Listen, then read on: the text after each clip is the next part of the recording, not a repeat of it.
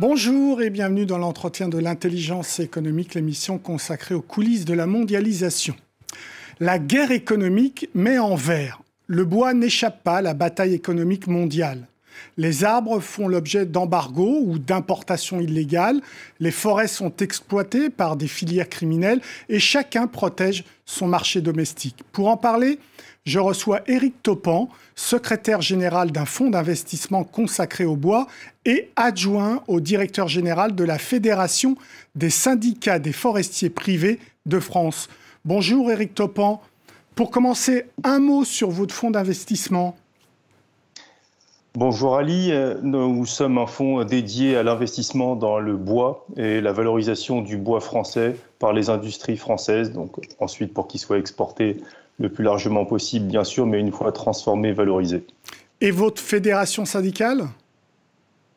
Elle représente et elle défend les propriétaires forestiers français qui détiennent les 3/4 de la forêt française, donc des producteurs importants de matières premières et de bois en particulier. Alors si j'ai bien compris tous les chiffres, Éric Taupan, 2020, ça a été une excellente année pour la filière bois, oui ou non, avec des prix en hausse ?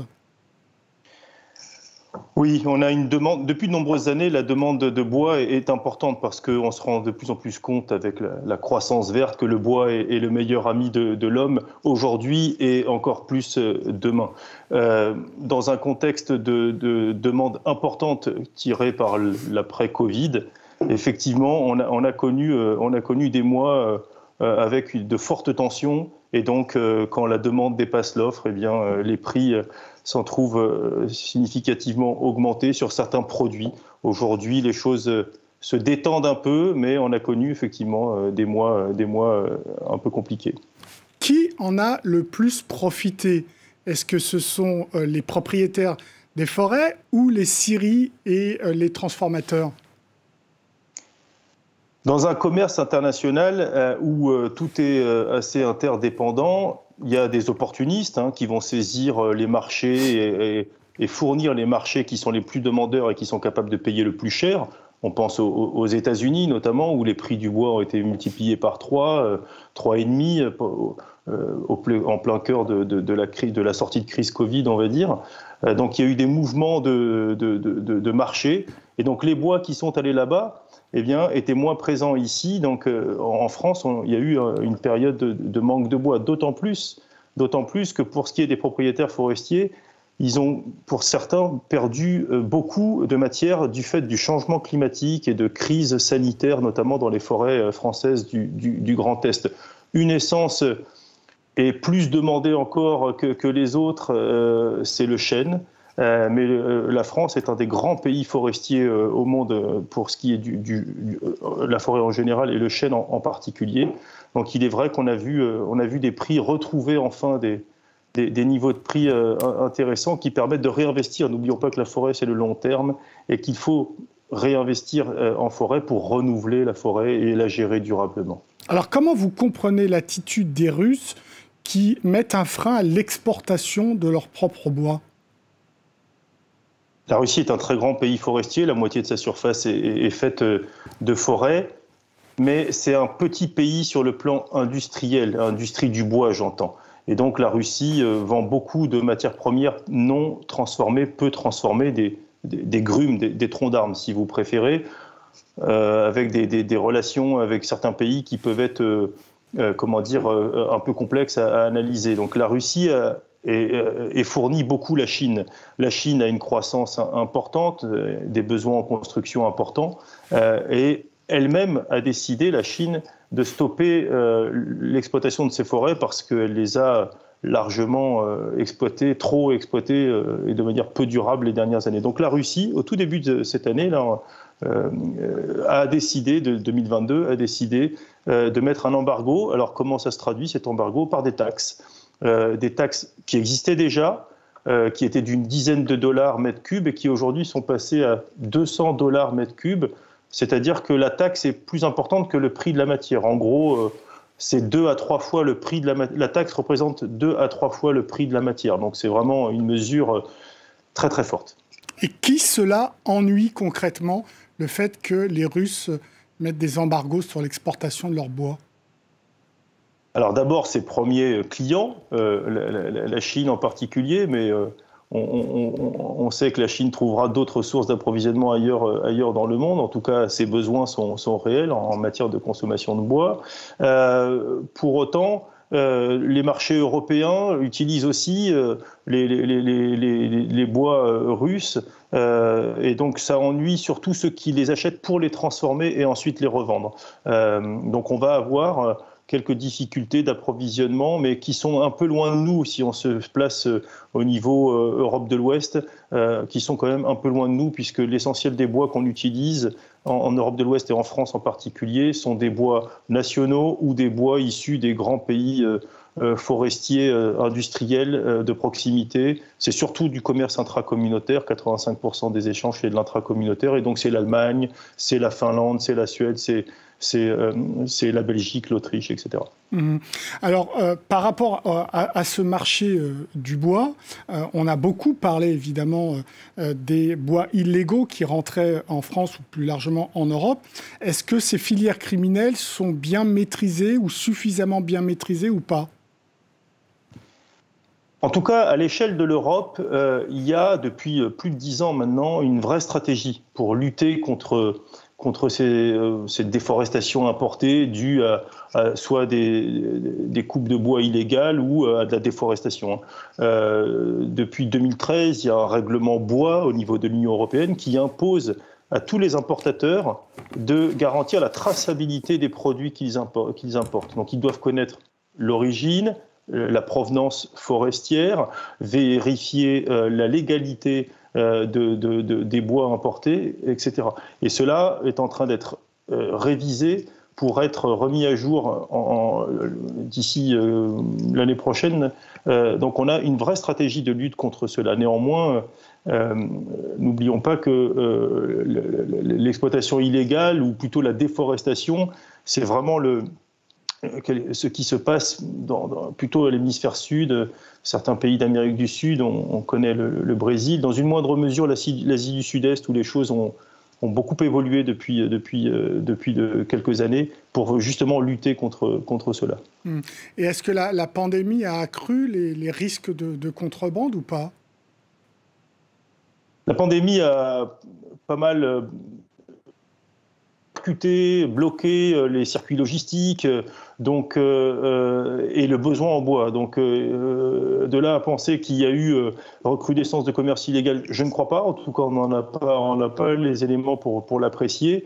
Et la demande de bois est très forte et elle amène de plus en plus à chercher de la proximité parce que on a stoppé les flux tendus. Donc plutôt que d'aller chercher son bois très loin, on cherche de plus en plus, notamment en Europe, à avoir des relations de proximité, des échanges de garanties dans la durée, des contrats, bref, à pouvoir éviter ce qu'on a connu, c'est-à-dire des ruptures et des périodes de pénurie.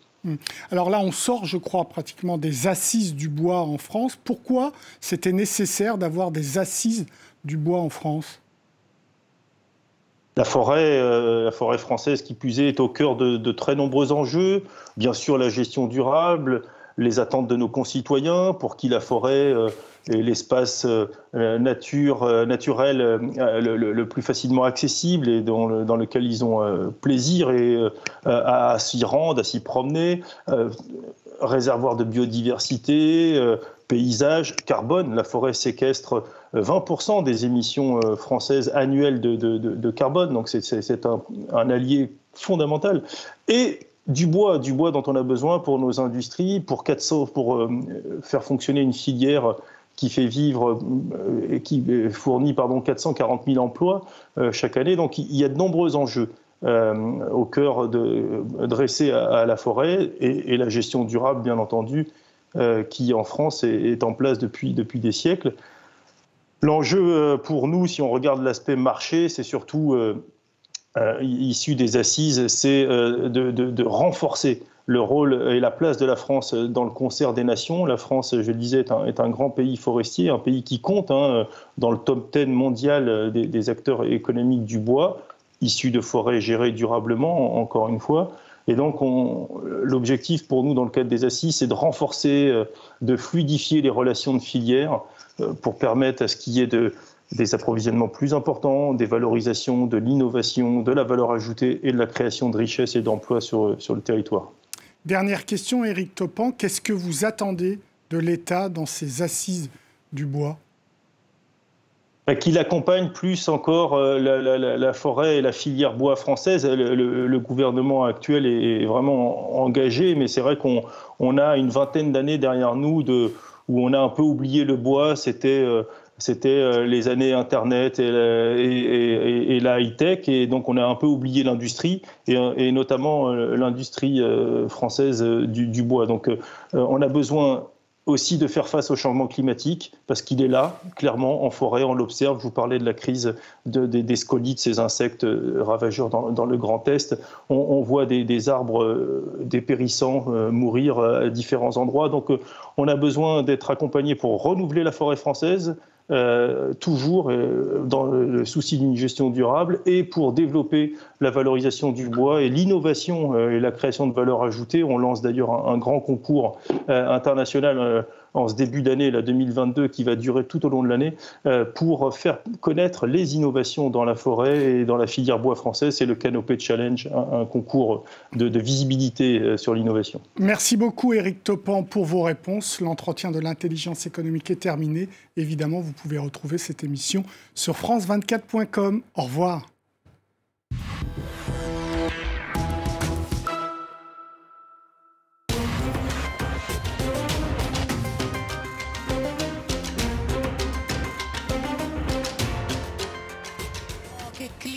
Une agression en plein direct à la télévision. Pardon ? Tu ne peux pas faire ça. L'homme s'est approché et m'a mis une forte claque sur les fesses. Et les autres autour, qui ont tout vu, n'ont rien fait. Au contraire, il continuait à faire des commentaires à connotation sexuelle. Sidérée, cette journaliste sportive d'une chaîne locale en Toscane porte plainte. Une décision qui lui attire de nombreuses critiques. Beaucoup ont dit « Ah, mais t'étais habillée trop aguichante ». Mais moi, je travaillais simplement. J'avais un jean et une veste. Et même si j'avais mis une mini-jupe, personne ne peut se permettre de me toucher sans mon consentement. Un principe universel qui pourtant se heurte au sexisme encore bien ancré. En Italie, ce genre de violence faite aux femmes est souvent minimisé.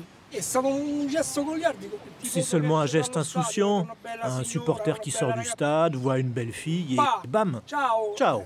C'est rien de bien grave.